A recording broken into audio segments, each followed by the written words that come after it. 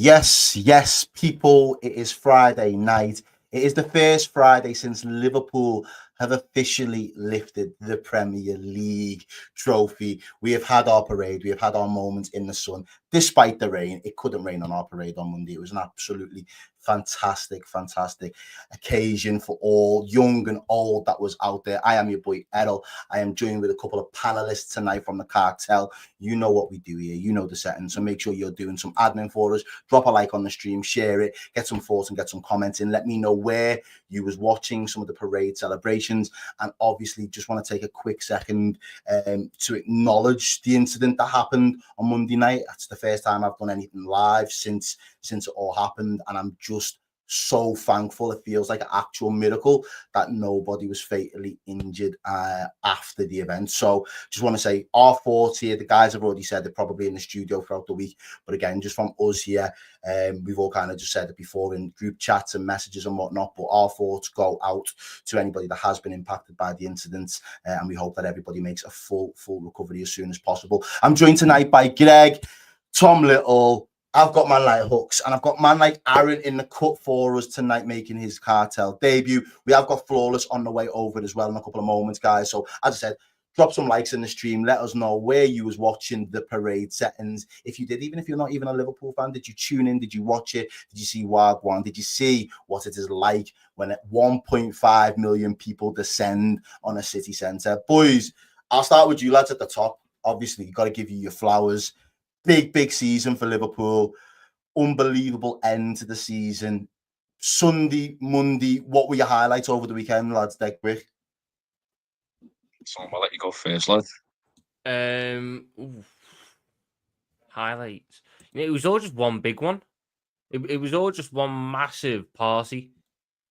You know what? The immediate aftermath of the final result, because you know what, we knew it was coming. We've had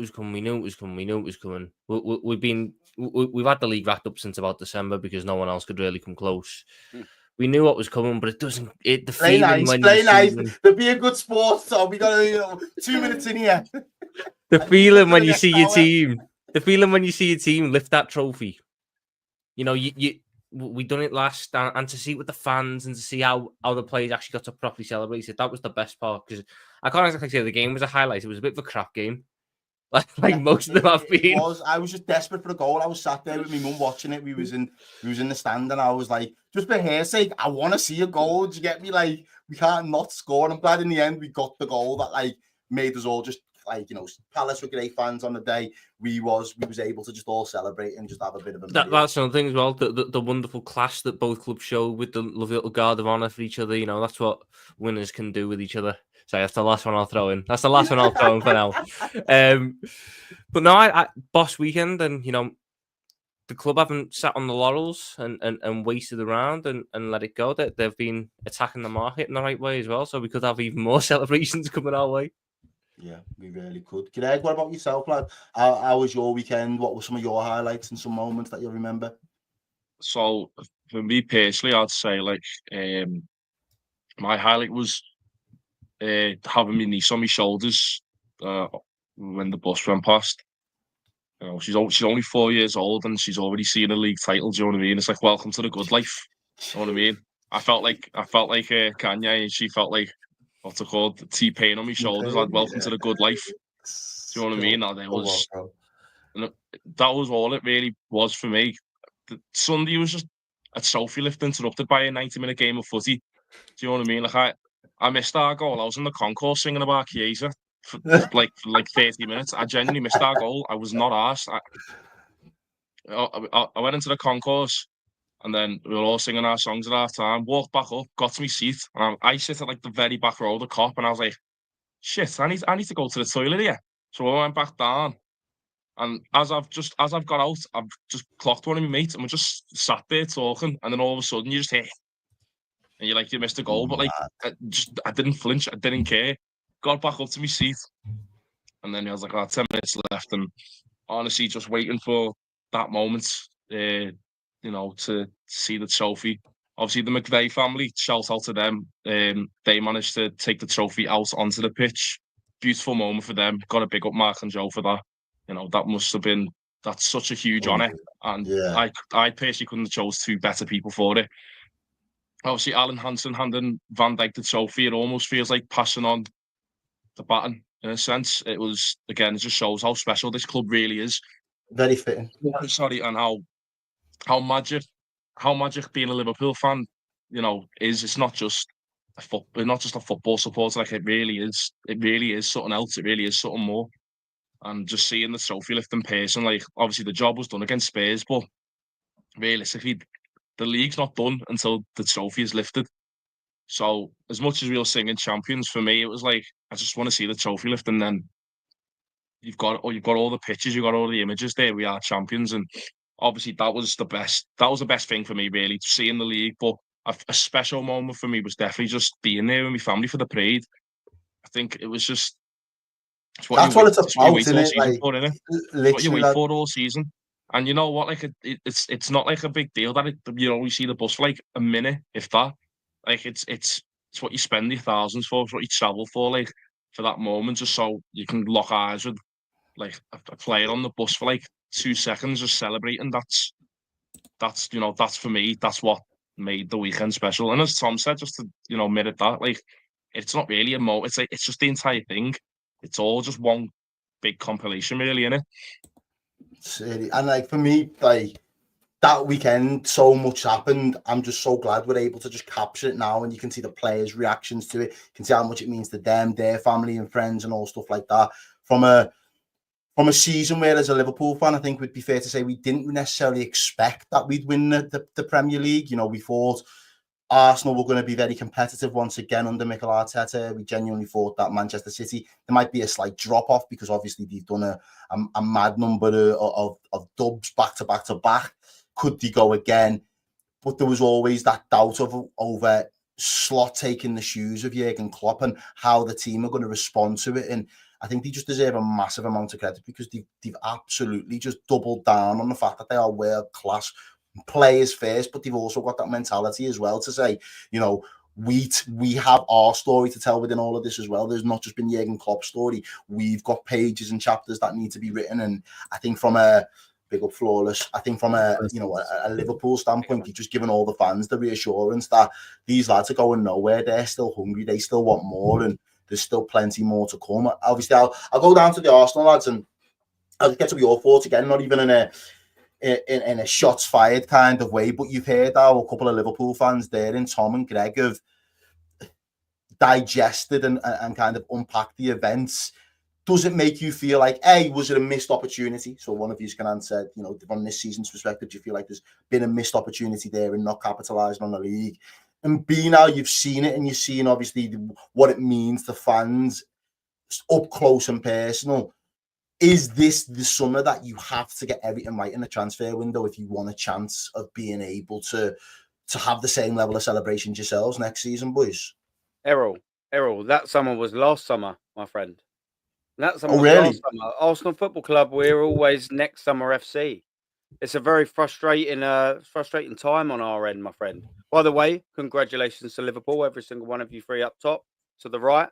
In the chat, you deserve to celebrate on the weekend because you're the best team in the league. Frustratingly, I'm not happy about it, of course. Gauge my background. I'm an Arsenal fan, of course. I'm not happy about it. But the best team won, as they always do after 38 games. Look, listen, man. Last season, we finished 2 points behind Manchester City, yeah? And we all sat there and just thought to myself, right, here we go. Get yourself a winger, get yourself a striker, and just fill out them other nitty-gritty positions. And it should be our season. Now, it should be, you know, we say loosely, but you know what I'm saying as a football fan. You think you're coming that close. Get yourself what you need, a striker and a winger, you'll be good. We're saying the same thing this season. We're a year out. Arsenal. I think it was Jamie up there. We said about a Liverpool title race. Arsenal were never in the title race. After 5 games, ladies and gentlemen, how many points behind Arsenal were Liverpool? 2. After 10, 7. After 15, 7. 20, 7. 25, 7. After 32, 13. And we finished 10 behind. Where's the title race? We didn't spend a single day on top of the Premier League. Where's the title race? Can someone explain it to me? Because I can't see one. Liverpool ran away with it. And I disagree. I don't think you won the Premier League in December. I think you won it in about September, October. As soon as you started pulling wins together, no one else just even really challenged it. And that's not, that's really isn't to take away from anything that you've done. You were fantastic, by the way. I'm really not doing that. But no one else put a dent in you. From fairly early on, you were pace setters and you were pretty comfortable. You still had to get the points, but no, I hear what you're saying. You've done your job. You've done your job. To be honest with you, I've said for a hot minute now as well that like I used to watch Man U, and Flawless can hopefully attest to this. Man U haven't had to be the best in class. You haven't had to have an Invincibles, a Centurions, was it 07, 08 season where you did a double? Yeah, it was 07, 08. Yeah. 07, 08. So you haven't had to do with that team, the level of that team to have that mentality to go again was different. Like, I've waited so long to just have an average but good enough season to be the best. Like, you give me that, and I don't have to break blood, sweat, and tears. Don't get me wrong, there were still some of those games and some of those moments. But in the long run, over the course of a season, when you look back, we didn't really have to get out of second or third gear to be able to do it. And when you know you've got a team that have got champions and winners in it, sometimes that's what you want. And it's very rare. You might get that in a cup where you don't have to be the best, but you can still get it over the line in a cup competition. But to be able to do it over a 38 league season, I've seen Man U probably do it about maybe 3 times in my entire life. A lot of the other times they were pushed by other good teams. I've seen, again, Arsenal probably haven't done it. They've probably been really competitive and been in a lot of title races when they've gone on to eventually win it. I've seen Chelsea do it at least twice, where they've been on absolute canter and they've said, you know what, by Christmas, nobody wants this smoke, and it's done. But at that point, everybody just takes the foot off the gas and starts future-proofing and succession planning for everything else, just knowing that there's going to be a procession in about 4 months' time. And as much as people probably haven't wanted to give Liverpool that credit, it's been there this season, and the proof's in the pudding in a way that we've been able to deal with it. All that matters, that come May, who's doing that? Who's doing that? 100%. That's all that matters. It doesn't matter how you get there, it's who's doing that. And do you know what? My club crest hasn't done it for 21 years, and that'll extend to 22 years next year. You asked me a question about the summer transfer window, or was it a missed opportunity? It was a massive missed opportunity last year, and who knows about this year, because, we're at the 30th of May. But one thing I can tell you is if we have another copy and paste summer transfer window this summer like we did last summer, and you might want to get into transfers in a little bit, well, we will go that way, not that way. I can promise you that. If we have another Calafiori, Mikel Merino summer window, we're not competing with Liverpool's. We're not competing with Newcastle's or Man City's. We're going to be competing with Bournemouth's. That's generally where I feel about it, because it just hasn't been good at Arsenal. It's not been good enough. Arsenal should have took the ball by the horns after being 2 points behind Manchester City and being like, this is the pivotal window. We're going to kick on now. And what did we do? We signed a Calafiori, a centre-back, and we played him left-back, and he's crap. He gets beaten worse than Andre Santos. I mean, if you know him, you know him. That's not a good thing. Mikel Merino, he's one of the worst left legs I've ever seen in my life for Arsenal Football Club. Giannucci and Emoto vibes. Now we're going back to the 90s. What are we doing it? This is where Arsenal Football Club is at, boys. It's no good. No, I feel the pain, because we've been there before, where we've had summers where we haven't capitalised and taken our chance. But from your perspective, Hooks, when you look at it and see where this season slipped away, do you now believe that, you have bought a player in Rice for 100 mil now? You have broke the bank. You have broke, English record transfers for individuals. They have to be transformative. Do you have to go and find another transformative player, or is it a simpler fix for Arsenal this summer if he's a move right and move correct in the market? I think we definitely need like what you would refer to as a proper 9.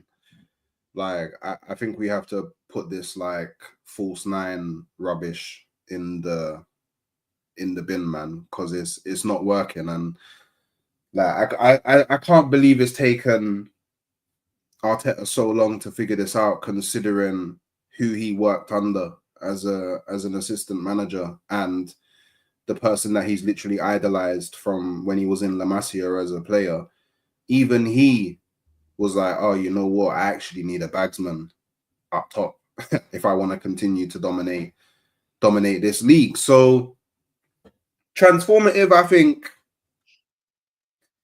not so much transformative, but I think we definitely do need a higher quality of player in certain positions. Like I don't necessarily think we have to go out and get like top 2, top 3 in any given position. We just have to have better in certain positions than what we already have. Like, don't get me wrong, I know it's very frustrating that again we haven't been able to get over the line, but even in like one of the worst seasons from a performance perspective I've seen since we finished 8th, we still finished the best of the rest. And I think that speaks volumes for like where this squad actually is. Like, yeah, cool. Maybe this squad can't win it, but we're still clear of everyone else. And that's kind of how I see it. Like, for me, it's like the improvements that we need to make are so, as it stands, are so minute that we really should get it done quickly. The only issue that arises... Alan looks like he wants to come back on that. I've got something I want to say, but I'll let you finish. I'll let you land your point. Go on. Yeah. The only issue that arises where I think we'll need to go and properly like blow the bank out is based on what all the other teams are doing. So Liverpool won the league. You've gone and got Frimpong. You're going to get Kirkes. You're getting Wirtz. Okay, cool. So now as an Arsenal fan, I'm looking at it like, okay, cool. It's not just about solving problems I think we have. We now need to solve them and match or do more than what our competitors are doing. Man City. Well, that was going to be my point. Point, if I'm being honest with you. It's like, all right, you've said the standard of the squad is where it is, but if you stay still now, where Liverpool are looking to make improvements, there's a 10-point gap already. We're not gonna. Well, that's okay. So I don't think we can. I don't think we can use the 10-point gap as a metric. No, I think you're right, because Liverpool didn't play for the last 4 games. They didn't turn up. So if they had turned up, it could have been what, 15 points, 16, 17 points. It was on match day 34. It was on match day. And that was before you had a Vert into this squad of Frimpong and a Kirkes. Yeah, but like I guess what I'm trying to say is because like just how you tapped out because you'd already won the league. Like we tapped out because you'd already won the league. So top 4 wasn't secure though for you. But again, top 4 was always we was always getting top 4. Like, well, actually, top 5. We was always getting top 5. Like anyone that says otherwise is like, cool. I get it. We want to do the hee ha ha, who banter, trolling. But Arsenal was never falling out of the top 5. Like, come on, lads, we've been watching football for years. Like, let's allow the YouTube trolling thing in it. Like, we don't live on the internet. We live in the real world. We all touch grass. I'm pretty sure we've all touched grass today. You look like you've touched grass, brother. Yeah, the grass looks like it's battered you. I'll be honest. I don't think you've just had a nice little lap round. Yeah. Let's not go overboard with it. Yeah, do you know what I'm saying? So, like, look, there's no way on, and maybe you can call this, maybe this is a bit of copium, but I think there's sound logic to it. There's no way on this planet Earth does someone of the quality, the experience, the backstory of Andrea Berta sign to become Arsenal's director of football if he's not been given assurances that he's allowed to go out and bring in a lot for Arsenal, because he's a proper footballing man and he's not stupid, and he's probably looking at that Arsenal squad and going, I don't know, like you man are too focused on NBA and NFL and ice hockey and all that, because I don't know how you let this Edu brother do what he's done to the squad. So cool. Are you going to let me fix it? Yes. Andrea, you work with Arteta to fix. Okay, cool. Say, how much do I have to spend? You know what? We're thinking around about the 200 to 300 million. Okay, cool. That's calm. I'll sell players. That's another big thing for me. Because as an Arsenal, I don't know about all Arsenal fans, but yeah, the not being able to sign who I wanted to sign or the quality player I wanted to sign frustrated me. But the thing that frustrated me more is the fact that why has my club not been able to sell players for decent amounts of money?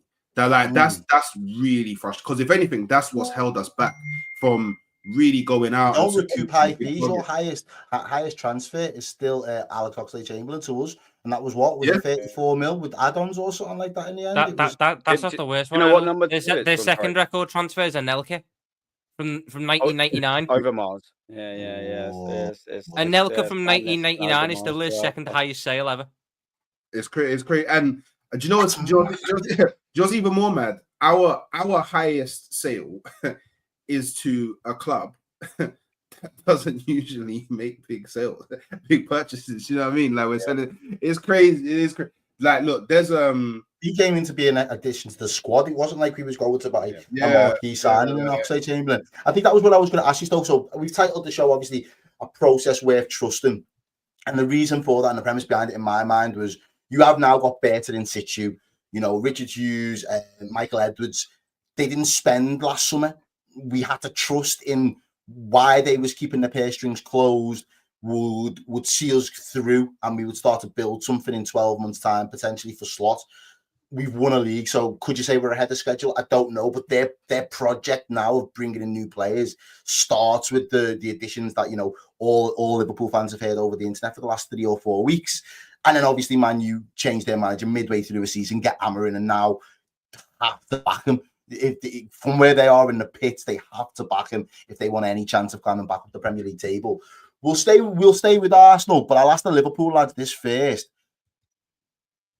What do they need to do? Not necessarily to just close the gap, boys, but what are the Arsenal fans going to need to do in order, or the Arsenal fans, the Arsenal board and the people in their recruitment team going to need to do to be able to bridge that gap and be more competitive next season? Not spend your big money on a striker called Benjamin Sesko as the start. Do you really think he's not the right choice? He's not. Benjamin Sesko played 33 times this season in the Bundesliga and got 13 goals. I'm 90% sure Kai Havertz played about 20 games. He played 20 or 21 games this season, and Kai Havertz got 9 goals. So what Kai Havertz offers Arsenal is exactly what Benjamin Sesko will offer Arsenal.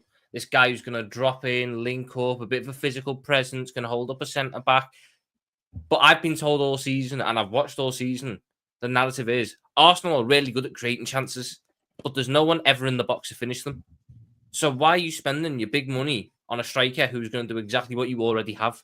You will be better off spending your money on a striker who's going to do the opposite of what you have in Kai Havertz, so you can play either way, because you are too one-dimensional at the minute because you only have Havertz. You get a different guy. If you are in those games where you're creating loads of chances but you can't score, you get him on the pitch. He's a better finisher. He's better at reading where the ball's going to go. He's just a better all-round striker. He gets you the goals. You win the games. Sesko doesn't do that. We don't know that. We don't. But we'll soon find out. It's a lot of money to spend. I don't think Tom's. But that's legitimately like that. Like, first and foremost, like everyone that knows me knows for the last 2.5 years I've wanted Victor Gyökeres in it. Like, there is no one on this planet that wants Victor Gyökeres at their club more than me. Yeah, but I feel like the way that Arteta and Arsenal is looking at it is, we didn't go for Isak for the exact same reason as why a lot of people are saying we shouldn't go for Sesko, which is the goal record in the worst league. And then I'm not saying that Sesko is going to have the same pathway as Isak, but we have a case study of a player that we decided to not go for because of that reason. And then look how they transformed in the Premier League. So that's probably how all of the data people and all of that are looking at it. And this is where I'm going to bring Flawless in. You could have said the same about Rasmus Højlund 2 seasons ago now. You know, his numbers, was it Atlanta that he's got him from? Yeah. Yeah, he's got him from Atlanta. His numbers weren't bad. They won't make it, turn your head and break your neck settings. Yeah, they weren't incredible. They weren't incredible numbers, but he had something to him. And you thought, all right, get him in a Prem team with some good quality around him, and maybe he kicks on and emulates what a Haaland can go and do when he starts to really find his feet in an English club. From your perspective, Flawless, how close do you think this Arsenal team are currently to this current Liverpool team that are Premier League champions? I don't think they are that far away. I think it's glaringly obvious what they need. Whether you talk to Arsenal fans or you talk to rival fans, everyone says the same thing. There may be a difference in what player they need, but everyone looks at it and goes, yeah, you lot need a striker. Clear as day that they need a striker. Need a left winger. Clear as day that Arsenal need a left winger. Also, the major one, as someone you posted up, put up the comment in the chat, manager. Arteta is a major problem too. Yeah, everyone else wins. Bro, if you check the record, and I know I've seen the stream somewhere lately, everyone that's left since the last FA Cup, the majority of that starting 11 has won something elsewhere. Even Jorginho could win something. We've just let him go. I was like, That's madness. You're about to go pick up the title in Brazil for Flamengo. Yeah, and it's my thing, like, now, before Arteta came, was still winning trophies. They were still, they had done, it was only 2 seasons removed from 3 FA Cups on the spin. So before he was winning trophies, during when he's building his team of players, all the others that like flee, they start winning trophies. The only ones that don't win trophies now are the ones that stick around with Arteta. Yeah, I know what did Henry say, man. It's a big building. You know what I'm saying? And he was right. I don't know why people are mad about that. It's a big ass building. You know what I'm saying? It's the Taj Mahal currently. Skyscraper. It's a skyscraper. Yeah, man, skyscraper. That's what I'm saying. Huge ass skyscraper over there. Well, you boys United and Liverpool, especially Liverpool, must be licking their lips about how bad the players that Arsenal are not only just linked with, but most likely going to get are. I mean, look at Benjamin Sesko, yeah? My geezer up top here, he was saying, oh, he scored 13 league goals this season. That actually isn't the worst of it. 2 years ago, he scored 16 league goals. Last season, he scored 14 league goals. This season, he scored 13 league goals. So not only is he only scoring 13 league goals this season, he's regressing every season. That, I mean, what we actually doing? But do you know what Arsenal do? We was linked with him, and I was talking with Lee on his show earlier, yeah? What Arsenal should have done was instead of going, he's like, oh yeah, well, you know, we wanted him last year. It was already done. So why didn't Arsenal sign him last summer then for 40, 50 million and then loan him back out? Why have we just waited for his transfer value to apparently go up to 93 million and then want him? Like, how backwards is that? Yeah, we did it with Mohamedashvili last year. Yeah, it don't make no type. It don't make no type of madness. sense. It's such poor business. How can you have an agreement and go, I'll tell you what, don't worry, you stay where you are and we'll come and get you when you double your value? How mad is that? Instead of Leipzig, who are also then the counter argument is oh yeah, they're willing to keep him for another season, sign him for that season then and loan him back out. Is it me that just makes complete and utter sense? But no, what Arsenal want to do is they want to spend 93 million on a regressing striker. And again, the guy up top here, he was also said about his 13 league goals a season. Yeah, what does that get you? That gets you what Havertz gets you. That gets you what Jesus gets you. Guess what that gets us? 200 million on a whole front three of Havertz, Jesus, and also Benjamin Sesko, totaling probably around 750k a week, and none of them can score more than 15, 16 league goals a season, spanning over the last 5 years. How mad is that? How mad is that? It needs to be said as well. That's why you're laughing in the middle. That's why you're laughing. It has to be said though as well. Like Sesko's doing this in the German league, a league that is quite attack football, as in defenses don't exist. Yeah. Defenses don't exist in the German Timo league. Werner got 26 in that league. You know what I mean? In the German league, the term defend is not, it's not a thing. It's not a thing in the German language. I'm telling you right now, you 13 league goals in the Bundesliga, right, for a striker, it can't, like, if you genuinely want to challenge for the league, it can't, like, it can't be priority, surely, lad. I'll be honest, I didn't even know about this Sesko, Donny, till about 2 weeks ago. Lad, the only Sesko I knew, let me in it, lad, that's it. That's the only Sesko I knew. Yeah, lad, this fella, I was looking at highlights. I'll be honest, lad, if Arsenal are going to go for him, we're laughing. We are absolutely laughing because there's no way that. There's no way that there's output there in the Premier League, a more defensive league than the Bundesliga. And yes, obviously Arsenal do create their chances. You know, Arsenal. There's a reason why they're second. They obviously do score goals, but they don't score enough. And ultimately, that was what I was going to say there, Rob. Last time, sorry, Errol, just quickly, Errol. Last year, we scored 91 goals. This season, we got 69, 22 down, and we want to answer that by signing a £93 million man that scores less than Havertz. That's mad. I need to apologise. My stat was wrong. Timo Werner didn't get 26. He got 28 in that league. That's crazy that Timo Yeah, Werner that's got mad. 28 So million. Benjamin mad. Sesko is performing at under half what Timo Werner done at the same club. That's Well, crazy. this is what I was going to ask next, then, really, before we wrap up on Arsenal, and I'll let you, both of you lads, give me your take on what you're going to need. Then, if it's not just Sesko, what else comes in this summer? Is there a power struggle currently at Arsenal in terms of the hierarchy? Because I heard rumours that Berta was particularly keen on signing Gyökeres, but Arteta's had his eye on Sesko for, as you just said now, for over 12 months and wants to go ahead and complete that deal now. How does that really reflect in terms of where the power lies and obviously going forward?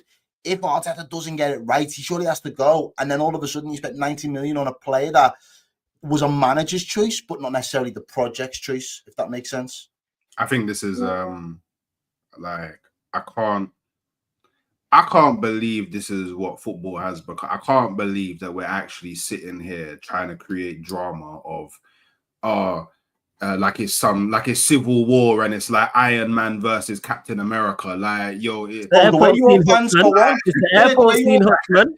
you know what I mean? I can't believe it, man. Like, honestly, is this what football's become? It's so ridiculous. Like, Why is like, that ridiculous though? Because you've got someone why- in the you know why manager. it's No, let ridiculous? me finish. Let me land this. You've got someone in the manager that is Mikel Arteta. He's been given all of the final say on any signings that has come across the line over the last number of years, probably 2 to 3 years now. In comes Berta, a man you just give high praise to, and a football guy, a football Donny. If they have a difference in philosophies and the way to move things forward, will that not be cause fraction in But you don't know that. That's what I'm saying. I'm asking. That's what my job to ask, bro. You don't know that. And what I'm saying is it's being propped up by drama on the internet. Like, it's crazy. I can't, like, again, I can't. Do you know what? It's becoming like WWE.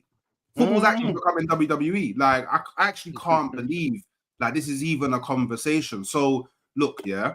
You're a stone cold stoner, aren't you? Yeah. By the way, yeah, we need to look, yeah.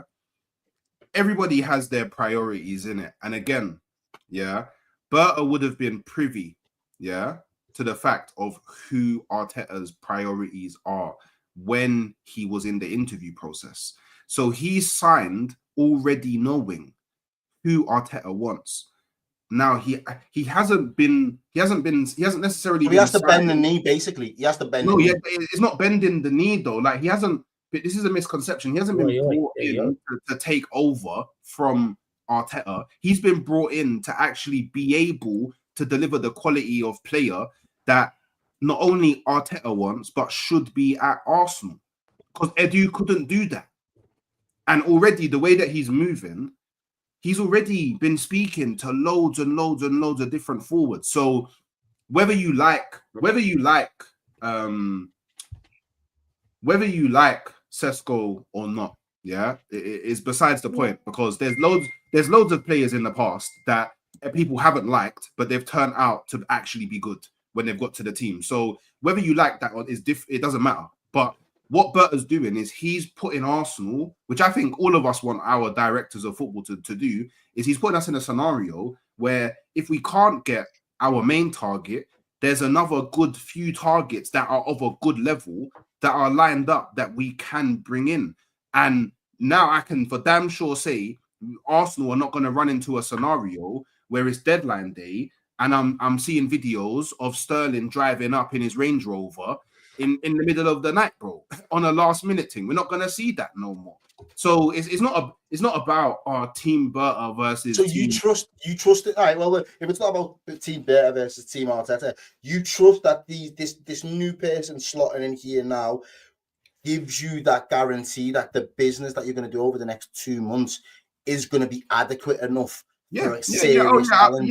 The see, it's for me. Yeah. Not only am I confident that Berta will be able to bring a certain level of player into the club, I'm also confident that he will ensure that we're going for priority targets in terms of position first. And then at the very least, I now know that if it comes to next May and we haven't won anything again, no Arsenal fan can say to me, oh, but Arteta didn't get X and Arteta didn't get Y, and if he got this, we need to give him another season because then you know they will find an excuse. No.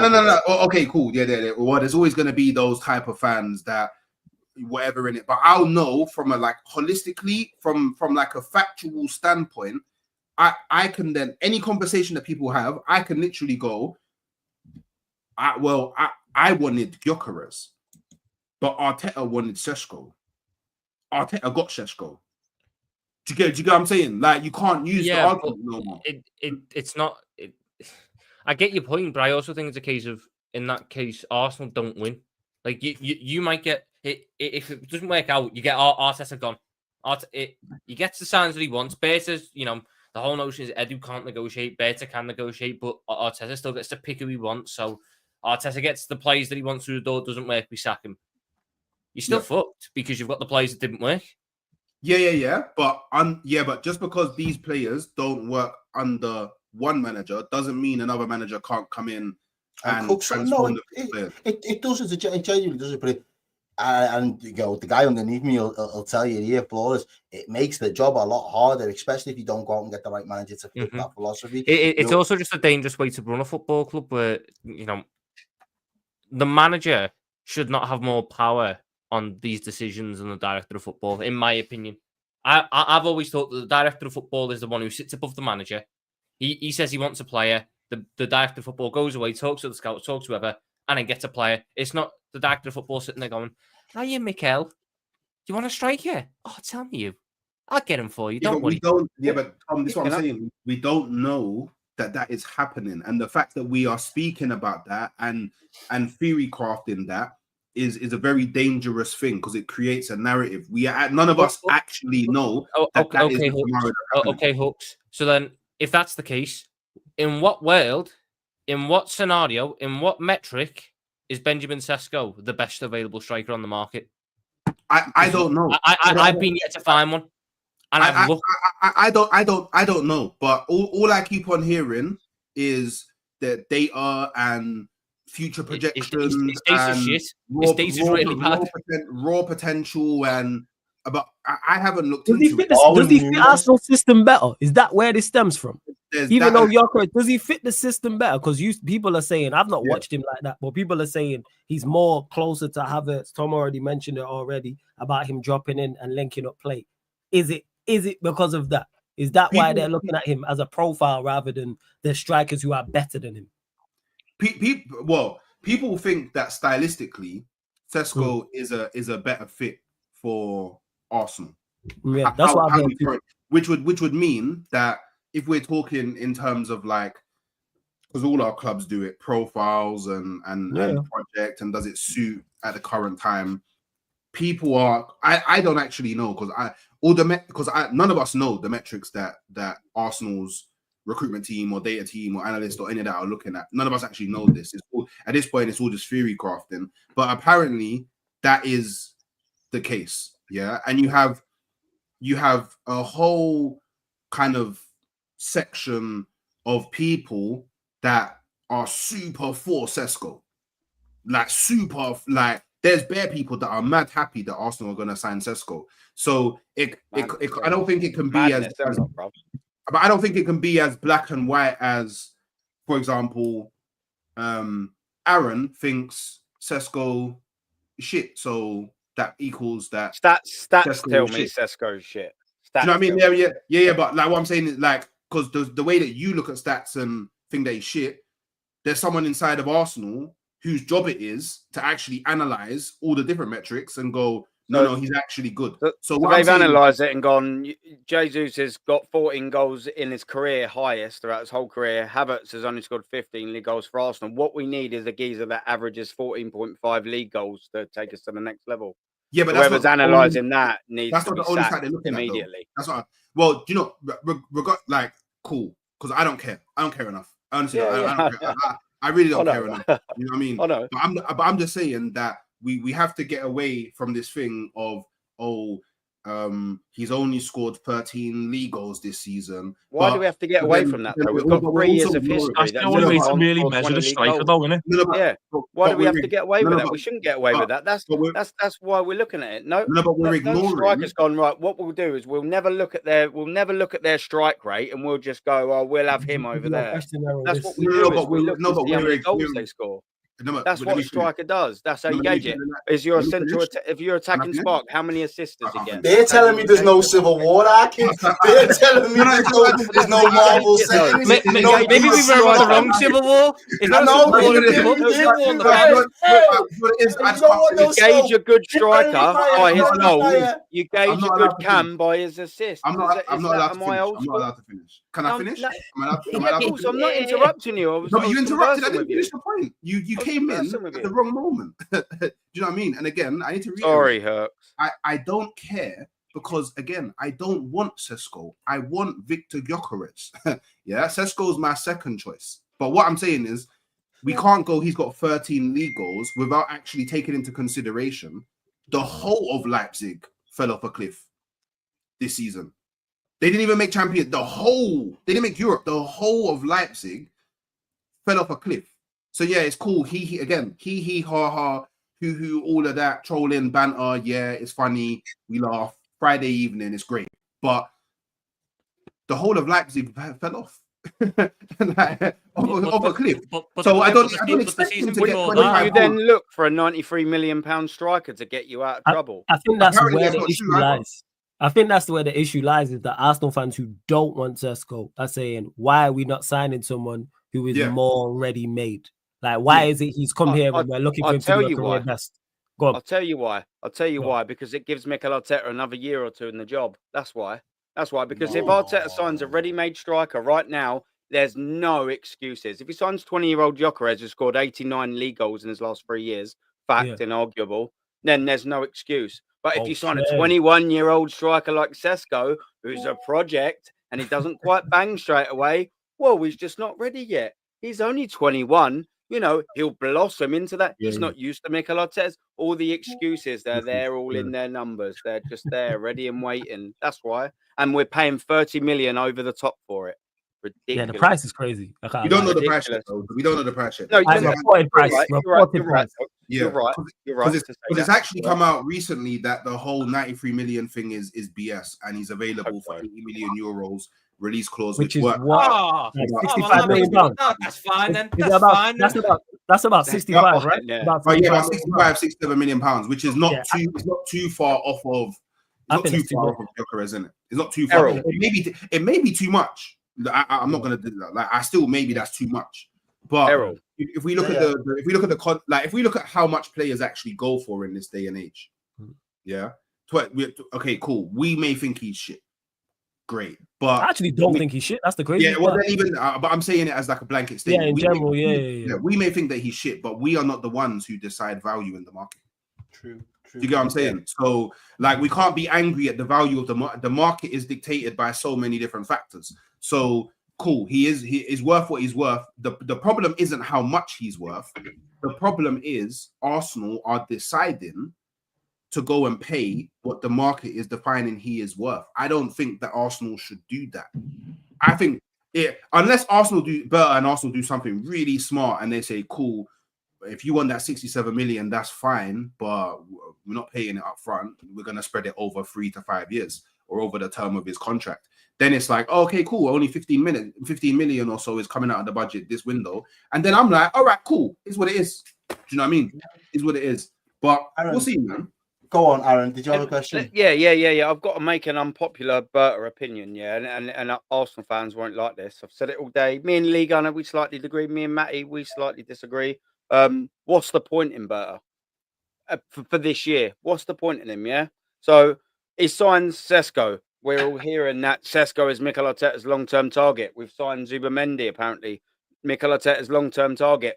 What are you here for then, Berta? What are you doing?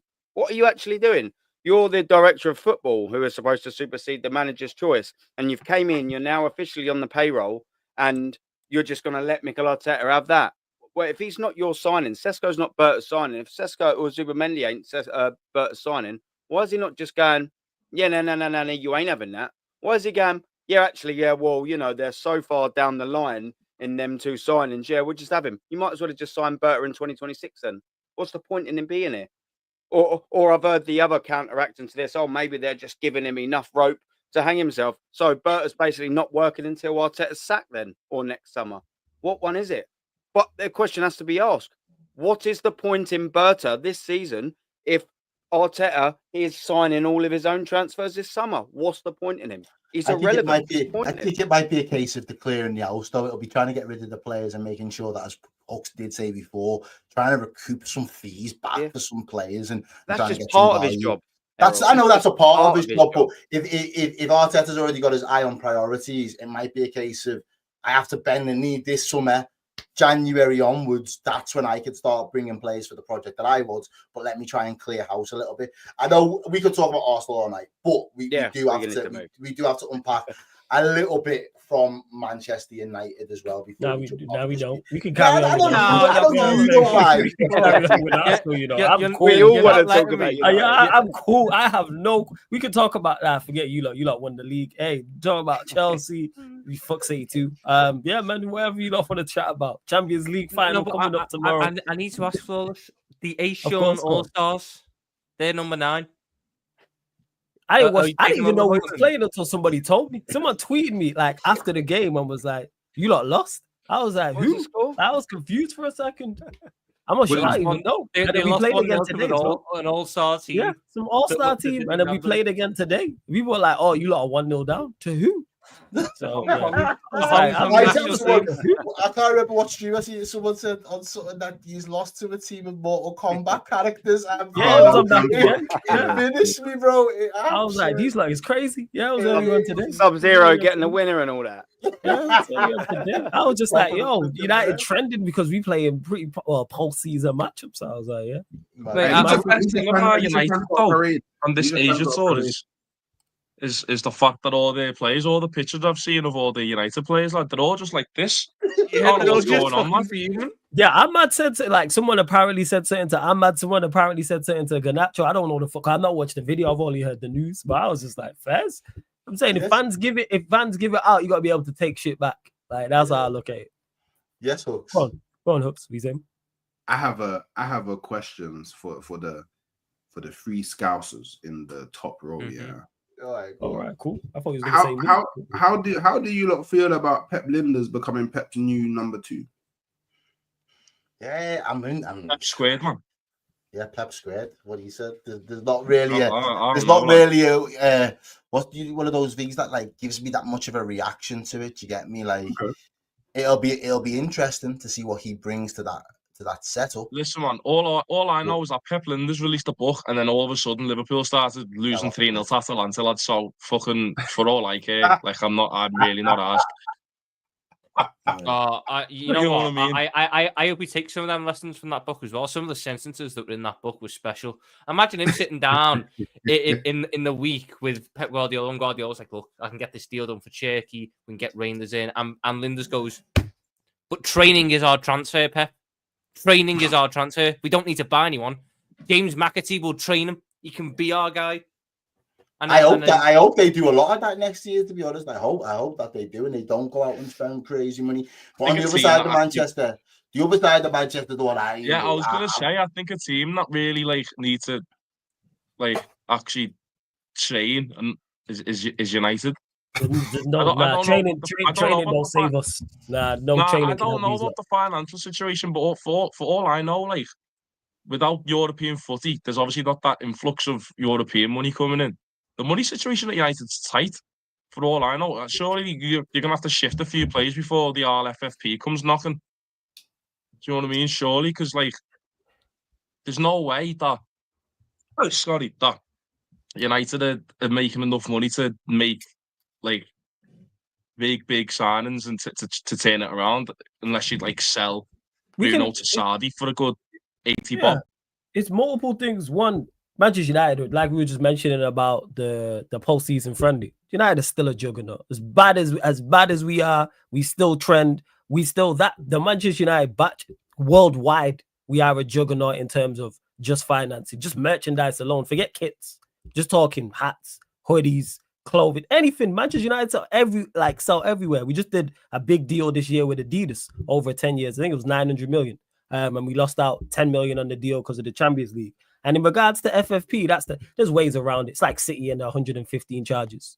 How you got 115 charges for this long and we don't hear anything around anything about it? You don't hear anything about it. It's 115, isn't it, lad? This stuff takes time. People can fit into like Everton, Nottingham Forest, and like less than that. But like you go 115 different charges, lad. It takes time, man. It will come out soon. They'll get punished for it. Like. Do you believe that anything will happen? They'll actually get a punishment? Nah, they won't get punished, like, because they'll just pay their way around it. Yeah, that's my There's nothing will happen. You see United. You see United though, lad. I don't see them having the same kind of like City. I don't think United will go unpunished. If they do end up going. I don't think they go from a transfer perspective this season though. I think they're actually in a strangely good position because they can't afford to get the Galactico players into the squad because they haven't got the Champions League to necessarily offer them. But in the Prem, there is a crop of really good players that they might get stung on the price for, but would still see Manchester United as a big club to play for. So the Mbuenos of this world, the likes of the Cunhas of this world, there are a couple of other players. Semenyo's been leaked. But it changes very quickly. I don't think it does, though, to be fair. It doesn't really. Let's be honest. I think for certain players it is, though. I think the world where you're looking at... So, Mbuemo... I think there's a world where Mbuemo turns down on Manchester United to go to a Newcastle. Yeah, so do I. Because that Newcastle project for the next 3 years just looks a lot more of a stable, solid thing. No one knows that makes sense. If Isak was to leave, in my opinion, if Isak was to leave, that would make 100% sense. It would. I think it's ego. I think Manchester United is driven by ego, though, isn't it? Yeah, it's conflicting reports. Like with Mbuemo, we see all types of reports. Some reports say that he would prefer Newcastle. Some reports say that he would prefer Manchester United. This is all speculation because Mbuemo don't really say too much to know too much about him. But in regards to Manchester United buying players, I've been hearing for the entire time I've been content creating, which I think is like 2020, 2021, we're broke. Manchester United have no money to buy players. Every summer we buy players. This summer is going to be the same. I heard this before the Cunha deal. It was Manchester United broke. Manchester United can't sign anybody. Manchester United can't attract players of quality. So how did we sign Cunha? A Cunha that improves. Put him in any side in the Premier League. He improves any side in the Premier League. Yeah. It's a great start. Don't get misunderstood. I'm fully aware of how far Manchester United are away and how much we need to improve. But then after we signed Cunha, I heard it was, oh no, you have money just for Cunha, but now you have no money. There's money there, 110%. How much before you go? How much? I'm unsure. And another thing as well, you mentioned about selling players. We got so many players to sell, which is a good thing. I want a lot of this. You always get good money for your players. I'd give them away. I think that's what I'm saying. No, I think this summer, this transfer window for United, I wouldn't prioritize bringing players in until you've shifted out a good few players beforehand. Agreed. That's the thing. Agreed. That's you know what I mean. United need to strip it back. United have the perfect opportunity right now to strip it back without any. And that's what I was. That's what I was. I'm more interested in outgoings than I am incomings for the first time. First time going into a summer transfer window, I'm much more. Who would be on your list then? Who would be on your list for everybody? Everybody, get rid of everyone. Not anyone. Not anyone you want to say. Not like an man. Bar like I'm over exaggerating to prove a point, but outside of like the new signings that just came in, the youngsters, Amorim, get rid of everybody. Pick a number like it's bingo and they can leave. I would give these away for free. Yes. 100%. Yes. He's not a system player. He's an individual. Get rid of him. Yes, everybody can go. That's why. Like, I'll go one further. If we signed nobody else and got rid of all the players I wanted to get rid of, I go, you know what? That's a phenomenal window. I have no issue with that whatsoever. Zero issue with that. Zero. You know, with the Manchester United thing as well, yeah. With the United thing as well is. Oh my God. You boys will always, like Liverpool, that everyone always says about the top 5, yeah. There's a top 2 and then there's 3 other people and then there's no top 6 because Liverpool and Manchester United are so far ahead of everyone else, and then you've got the Arsenals, the Cities, and the Chelseas, and then you've got then it drops again astronomically to your Aston Villas and your Tottenhams and things like that.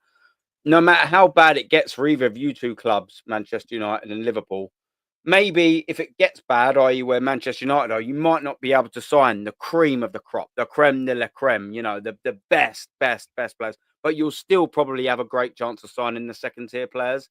And that's because you've got status, because your clubs are world class. They just are. I don't like saying it out loud, but it's just facts. I have to say it because it's facts. And when Manchester United, that's why you can sign the Cunhas. Is he the cream of the crop? Of course, he's not the cream of the crop. Do you know what I mean? I'm not saying he's not the best in business, but you've still got that pool. You can finish 15th and 16th and still get that signing ahead of most other top clubs because you're Manchester United. There's a lot of work. There's a lot of work for you guys to do, man. There is a lot of work to do. You know what? Major Right? surgery, In a season, major. In a season where you've got Newcastle winning the League Cup, Palace winning the FA Cup, fucking even Spurs winning like the Europa League, and that. Like I think a lot more players are a bit more like they might not want to. They might actually want to be part of a squad like that because they think, you know what, if they can do it, why can't we? Obviously, you've got a few players like obviously Bournemouth are going to get picked apart. That's just one of them. Like Kirkes is already in our back pocket. He's been gagging to leave since the rumours even started. Do you know what I mean? But if Palace, like a team like Palace, I only see Palace getting better. I don't think any of their top players will get snapped up. I think they're all there to stay. You know what I mean? I think and all these clubs have loads of money now. All these clubs have them. So like even in the past, you'd see these teams have a couple of really good seasons, and then there'd be one summer where they need a bit of money. So I used Leicester for the example. Leicester had like a 3-year period where they were constantly going for top 4, and then they missed it once, or they missed like 5th once, and then everyone just got grabbed. Everyone got grabbed in one summer when they couldn't afford it. Now, with the amount of money in the Premier League, especially if you come top half with all these TV deals, these clubs have no need to sell some of these players. These clubs can give these players competitive contracts.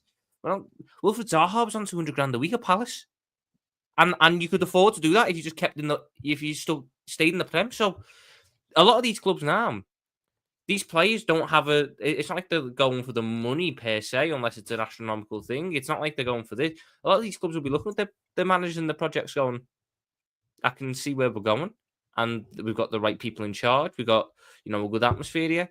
And then you look at United. United's name still ridiculously big, but then you look at the club. The manager is pulling his hair out every week. The players and the squad is probably the worst it's been in the Premier League. The atmosphere in the fan base is horrendous. Most of the fans are fighting with each other. The atmosphere within the club is crap. And for a long-term project, no one knows where it's going because last year's project, the way you were going last year, has already been diverted because the ownership had one big decision to do when they first stepped in and fucked it up. And it's now ruined minimum one whole season. So a lot of these players with agents and with entourage and stuff, we look at it going, is that where you want to risk going? Like, yeah, you could be one of the guys that gets United back. But that's the same story I've been hearing since 2015. For these new signings coming in. Well, and that's a part of it, yes. Because you mentioned it right there at the start. This whole thing will take United another like 5 seasons, I reckon, genuinely. It depends how quick. It depends on how good the recruitment is. That's what it is. It's dependent. You got to recruit the right. When I say that, I'm talking from a manager perspective and player perspective. You can jump up a league quick. You can jump up a league extremely quick. There's no denying that. Obviously, there is not. But I just think to myself, like, United the culture around United now has become so impatient. It almost seems like you've forgotten that it took Fergie 5 years and almost got relegated to become the dominant force that he was. You know what I mean? Like, obviously, like, I know that's an extreme. I mean, I ain't even fucking born. I'm only 21. To be fair, just quickly, to be fair, before he won the league, Alex Ferguson, in his 6th season, he won 2 European trophies, an FA Cup and a League Cup. That has to be said. He didn't just. Also, his what got him time, even though it's before my time as well. Resume. His resume. If we find someone with Sir Alex Ferguson's resume who was here, I can only speak for me. You know what? Controversial opinion. He won Super St. Mirren. But Mourinho could have been that person. Mourinho's cooked. Mourinho could have been that person. He was my too guy. divisive though in the dressing cooked. room. I think He's if not the even a board too fully divisive. back him as what your it is for guy, me when I but think about he it. just turned the players' heads No, off. but do you know what I think about it with me? Yeah, is that I think if you got that Mourinho at that time, it's obviously I've got to back Arteta on this one. He's a genius. It's all about timing, man. Yeah, he actually might be right here. If you got that Mourinho at this time at United, I think they would. I think there'll be positive change. I would think like there'll be some sort of a positive change there. You know, The mad one for me is I look at where United were back in COVID. That year where they finished second and lost the Europa League final. And I look at that team. If I was to put that team in this era of football, it'd challenge for a title because it was built to play transition. It was built to counter-attack. And it was getting ready. And then the owners basically shit the bed and went back to what they were doing and went, big name Ronaldo. Doesn't fit what we're doing, but he's big name Cristiano Ronaldo, get him through the door. Anyway. Big name Rafael Varane, get him through the door. obviously Ole was never. Casemiro. Ole was never Yeah, the man. Casemiro. Yeah, Ole was never really ever going to be the man. That's the fact of the matter. Never. But you know what though? He did. He laid down some solid foundations. That's the thing. He did. Ultimately, I think Ranić's the one that he didn't listen to. He should have moved Ranić upstairs, and he should have got him his guy. Errol, that's the problem is that makes too much sense, and we don't do that here. That's the issue. So whether it's this ownership or whether it's the previous ownership, this is why Manchester United have the problems we have. So therefore, that's what I'm saying. Like United really like the only way to fix them is to go back in time. And I mean fix them as in like get them, God forbid, get them back to finishing second. Then it's go back in time.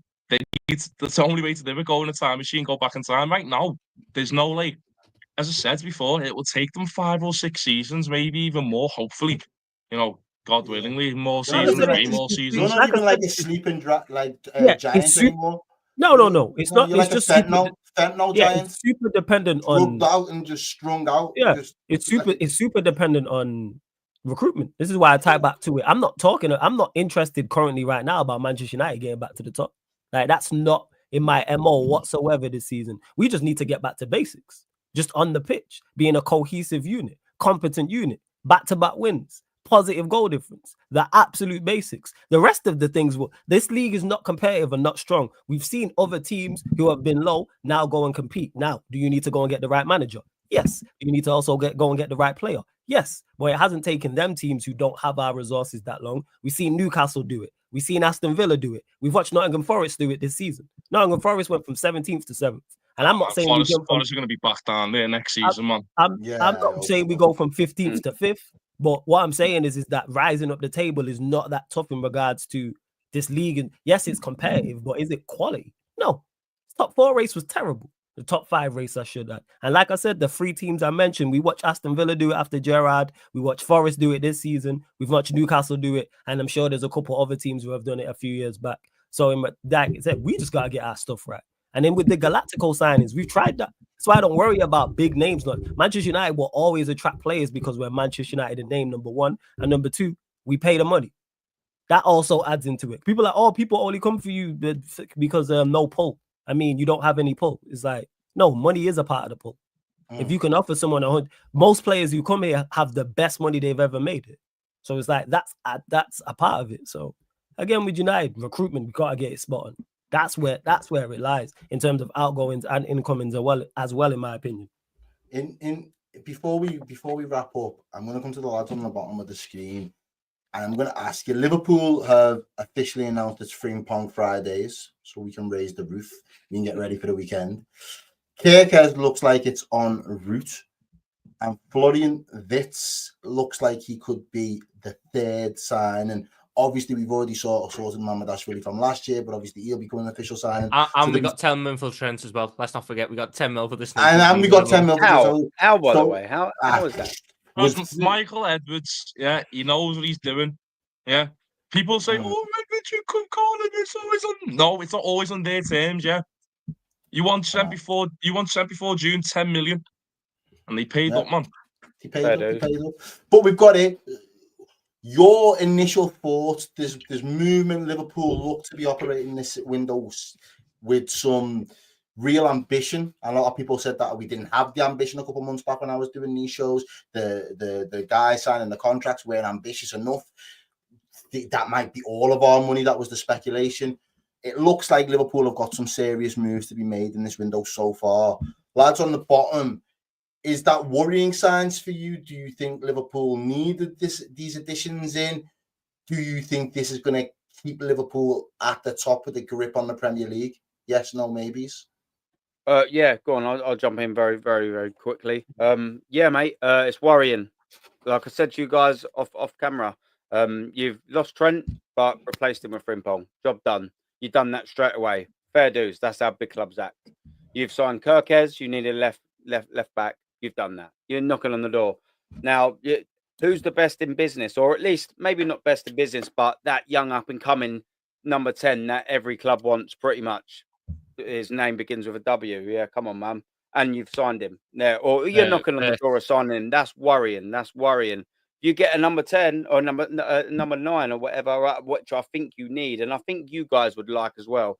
If you add on to what you've already done there, the 2 fullbacks and a number 10 in Florian Wirtz, and you get yourself a dangerous number 10. I keep saying that, number 9. Yeah, copy, Control, Alt, Delete. Fast forward to 2026. I think you'll win the league again. You're moving like a big club. Look what, brother. I watched football in the 90s, man. I'm an old git, yeah. I'm 36, yeah. I watched football in the 90s. I watched Manchester United evolve their teams 3 or 4 times, and every single time, whilst Manchester United were on top, guess what they'd do? They'd sign Wayne Rooney. Why did they sign Berbatov? Why did they sign Tevez? Whilst they also had them players because they wanted to keep winning and winning and winning until Ferguson's last day at that football club. They carried on doing it. And that's what you're moving like now. You're champions. You're the winners. So what are you doing? You're replacing someone, which I reckon is very, very likely. He might not be as good as Trent, but considering what's out there in the market, stylistically, you're not going to do much better. You've done it straight away. Buzzing. Yep. What's his name? Left back. Robertson. Yeah, you know, he's knocking on the door. Sign a left back. Who's a number 10? Best in the business. You're signing him. Now go and get that forward up front. I hope you bloody don't, by the way. It's worrying from a rival fan's perspective because I'm jealous. That's why I'm happy to admit it. It's frustrating because I want to see my club move like that. We're not even champions and we're not moving like that. You're signing the best in the business and number 10 and we're signing Sesko. Hooks. Say no more. Hooks. Are these worrying times? Your rivals, league rivals, there might not be such a historic rivalry, but league rivals, the things standing in your way, they're making big moves. That put you on alert? You're on mute, I think, kid. Yeah. I think if you sign Wirtz, then yeah, the Wirtz signing is a big signing for me. But the Frimpong signing doesn't move me at all. Like I actually think he's a downgrade on Trent. But Trent is a very, very difficult right back to replace because he's pretty much Kevin De Bruyne at right back, and that's very difficult to find. I mean, he's more like Chris Brunt. We'll say Chris Brunt now. Not that he's left.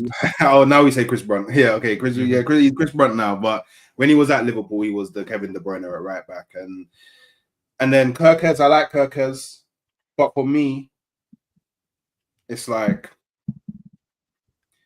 I think for Kirkez to like super bang, I think you need that big presence in the 9 for him to suit because he likes to get balls in the box. He likes to whip in the ball. You need that number 9 there that he's getting on the end of everything. And finishes. But the Wirtz signing is like I don't think you can measure how good of a signing it is because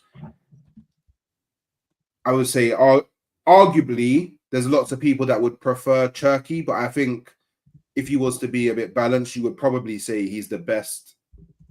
I think Wirtz is that guy. I just think Cherky, everyone's head's turned by Cherky's price tag. I think if Cherky's price tag was 50 mil and people were talking about, Wirtz, you'd be saying, just go all in on Wirtz. If you're going to spend big money, go and get your guy. It's the fact that there is this this deal to be done that seems too good to miss out on. So I could see why people are kind of elevating his stature to an extent.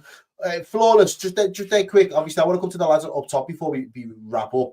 I know you seem a million miles away from your club, but do you think, as you know, Aaron's already kind of mentioned, you know, what Manchester United used to do. Do you think Liverpool are following suit in that respect in terms of the ambition that they're showing here? Oh, definitely. You lot are actually making signs to dominate, which is, again, from a United perspective, I can't stand. But from just a football fan perspective, I look at it and go, that's what you're supposed to do. Your ownership hasn't done that. Yep. That can remember the Premier League era, like aim, but like these Frimpong, Verts, like Kirkers, these are signings to 9. Obviously, whoever you lot sign will determine that. But there seems to be an actual aim to go and not only retain the Premier League, but also go win the Champions League as well. So yeah, I would say You know what, right? Go. Seeing how this transfer window's gone, like I'm just going and how it's panning out to be. Because obviously, as I say, Kirkes is gonna get done.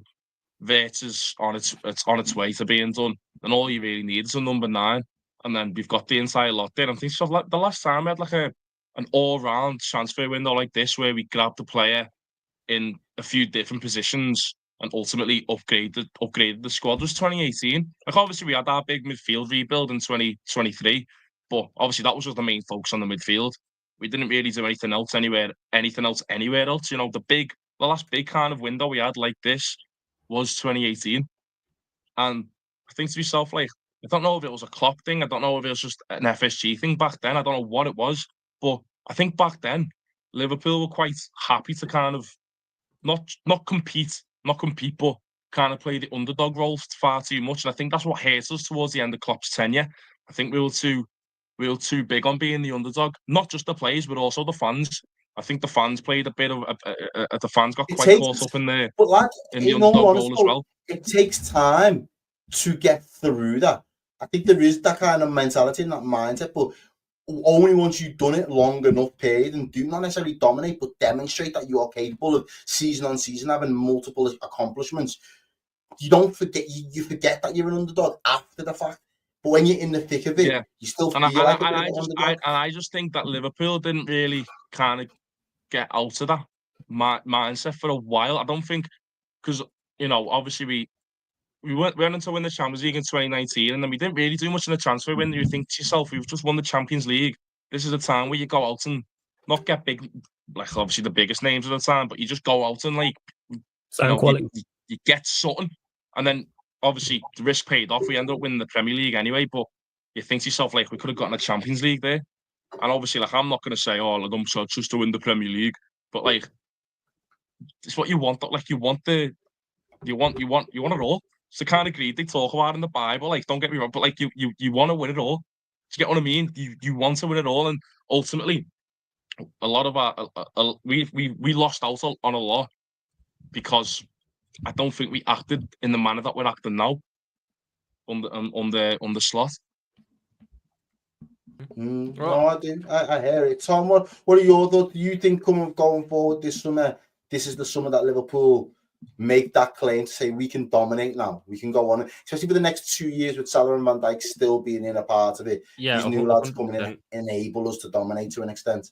100%. I've been saying it since we were linked with them. All right, let me rephrase it. From the start of next season, when we're doing content and we're doing the rounds, when people are asking you, are Liverpool going to win the league? Are you going to be saying from day dot, this is our season again? I was saying it from day dot this season anyway. The problem is, Errol, I say it every year. Go back to my Ipswich away post, the first game of the season. I literally said, before I was rudely interrupted, we're going to win the league. I said that in writing and on a tweet. I said that from day one. And you know what? I'll be doing it exactly the same at the Community Shield, whether we win or lose. I'm going to be saying, sit down to Wembley, we're going to win the league again. Simple as that. Simple as that. Okay. On Virtual, real quick. The last time Liverpool signed a player who is world class and still not in his pomp yet was Fernando Torres. Yeah. The last world class player we signed was Thiago, and he was boss. But my God, it was his hamstrings made out of fuck all. And the other guys we signed before that weren't world class yet. So for us to go and sign who I believe is the best number 10 on the planet, You know, he led the team to an invincible season for their first title ever in their history, and was one game away from an entire invincible season. That's a I'd player love with to a go invincible next year, you know. Mate, Okay, I'll say it. I'd love it. I'd love it. Oh, I'm Yeah, sorry. yeah, I'm sorry. steady on, Errol. I Calm know, down. no, but Come if it's on, on the son. cards, bro, if Fucking it's hell, getting that the is a gas, man. shout now. we signed two of them as well. Both of them went invincible, didn't they? 1 Frimpong hour, and 14 Errol. minutes and 35 seconds. All right, yeah, cool. Nah, I can imagine, but I don't normally. We don't normally go on for this long, but I did want to touch on Liverpool dead quick before we jumped off. Any predictions for tomorrow before we round off, lads? I know none of us have got a horse in the race, but anybody interested in the Champions League final? PSG will do it. Yeah, I think PSG. PSG as well. I think I think if there's ever a time for PSG to win the Champions League, I think it's now. They've had a lot of they've had a fair few chances in the past. They've had a lot of letdowns, but we see, like, even when Man City, we took the piss out of them for never winning the Champions League. They got to the final, lost to Chelsea, but look, at the end of the day, like, history can only repeat itself for so long. PSG, I think PSG are gonna end up winning this. I just think it's just far too technical for Inter. I just think Inter have got a great team. Don't get me wrong; they're a very good squad. They're a very well, what's the word, like, kind of coherent squad. Do you get what I mean? Mkhitaryan playing a double pivot. I clocked that the other day. I was thinking, you lie.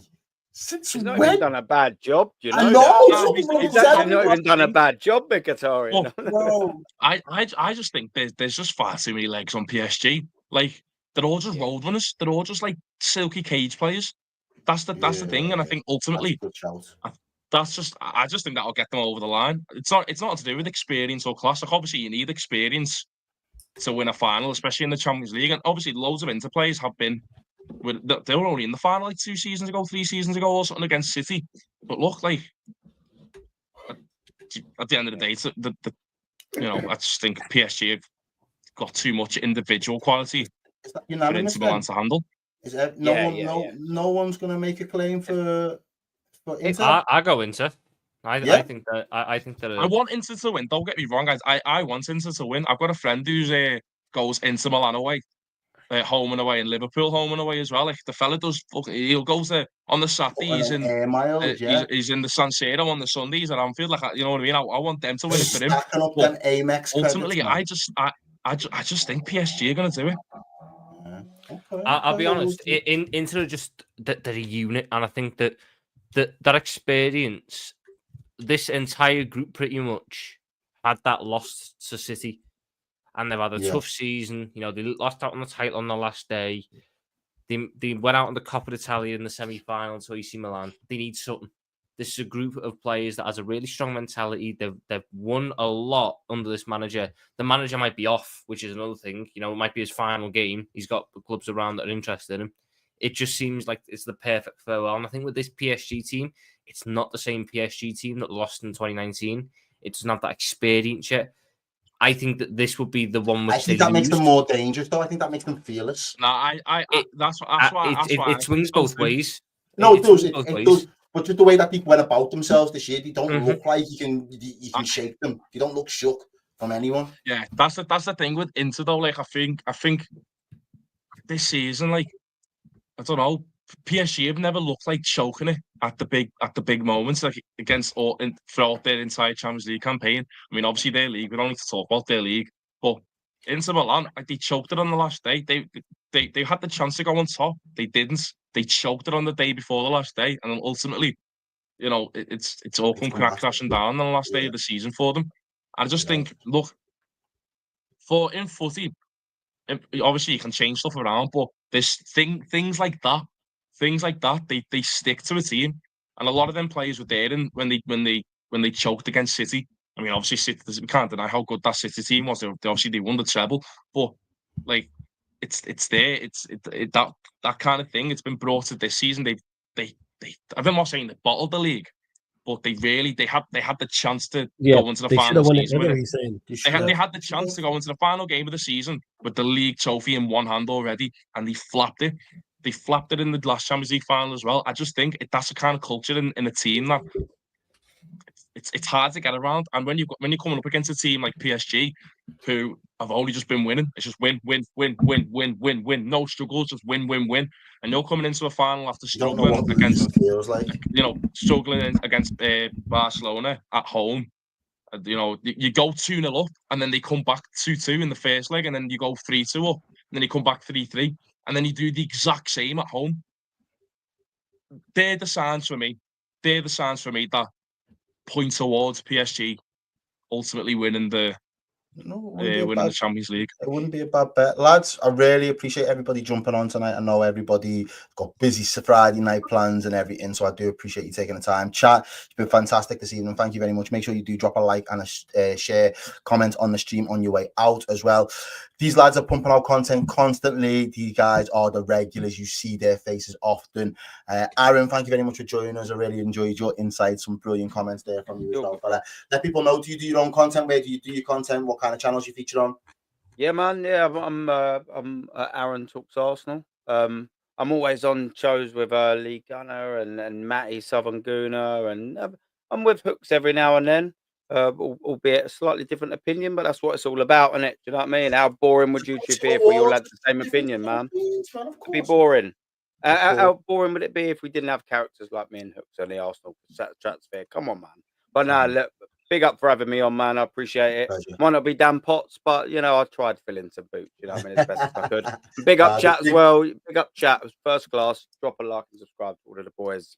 Nice one, thank big you. Up, man. Yeah. Potts is a big boots to fill. I know that he kind of co-signed you to jump on tonight, so I appreciate him as well. Hooks, let people know where they're going to find you and all of your content, my brother. Halftime Hooks on YouTube and Halftime Hooks TV on all socials. Let's get it, man. Let's get it. Nice and easy. Flawless. Congratulations as well. 15k subscribers on the YouTube channel. Big up yourself, bro. I know that is a big milestone. Onto the 20k. Road to 20k starts here. Make sure, people, you are locking into all these guys' contents and channels as well. Make sure you subscribe, share the love. This is part of the community. This is what community building is all about. It's not just about what we do here. It's about what these guys are able to do on their channels as well, because that's what keeps bringing them back for more. Flawless, tell people where you're at, what you're up to, and where people can find you. Yeah, appreciate it. Congratulations. Appreciate you having me on as well. Big up the whole panel. Shouts to the chat each and every time. Yeah, Sarcasm City TV on YouTube, Sarcasm City TV on playback as well, not just football, obviously covering NBA. Someone mentioned it as well. I don't know what the Connor, you met Connor on the stream. Yeah, Connor, you mentioned about, I can't remember what he said about the Pacers, but yeah, over on the playback, been covering the playoffs, covering the regular season when it's on as well. So yeah, we'll see what's what. Hey, Pacers gotta get it done, man. You know what I'm saying? They got beat up last night, so we'll see what happens. But yeah, big up, man. Sarcasm City TV on both YouTube and playback. Every time. Make sure you subscribe, people. Man like Greg, tell people where they can catch you, some content, what you got going on. So you can find me on Twitter at Greg's Local LFC, pretty much, lad. You find all the links from there, lad. Twitter's the main one. Obviously, make a few TikToks on the side. Just chatting pure shite, really, about footy. The good stuff, really, do you know what I mean? And I make it just a few bits here and there, just about general life topics, relatable stuff. But obviously, the main one is obviously footy, specifically Liverpool. So that's where you can find me. Greg is Local LFC on Twitter. And honestly, from there, you will find the rest. Perfect. Tom Little, let people know where they can find you. What kind of, are you doing transfer content? Or have you got yourself into the flow of that yet? I've done bits of that. For once, we've actually been busy at the start of the window, so I've been relatively busy. It's normally we're waiting until about August, and I'm sitting there going, "We're going to sign anyone yet?" And then we get someone. But no, we're doing it early this time, so you can find me, Tom Little with a 1, on YouTube and Twitter. Streaming, trying to get like 3 or 4 streams out a week at the minute. So, if you want a bit of Matteo Retegui propaganda about why you should be the striker everyone's looking at, that's where you go. I've seen that. You're gonna have to put me on this, Donny, because I've seen you posting a few clips of him, and I'm like, is he the guy? Is he the guy? All I'll say is he said he had top scorer this year, and he's half the price of Benjamin Sesko. Say no more. Well, on that note, ladies and gentlemen, make sure you tune in to Tom's channel as well, because he will keep you up to date with some obscure, maybe, football transfers that might not have been on everybody's radar. But again, let's do Friday night now. Keel says, on the way out. Ladies, gents, everybody, pick up yourselves in the chat. This has been the Red Cartel. This is what we do. We keep it pumping out here on the cam. You guys in the comments, do your admin for us. It is always appreciated. Love every single time. Big up yourselves, and we will be back again with another stream soon. I'll take her out.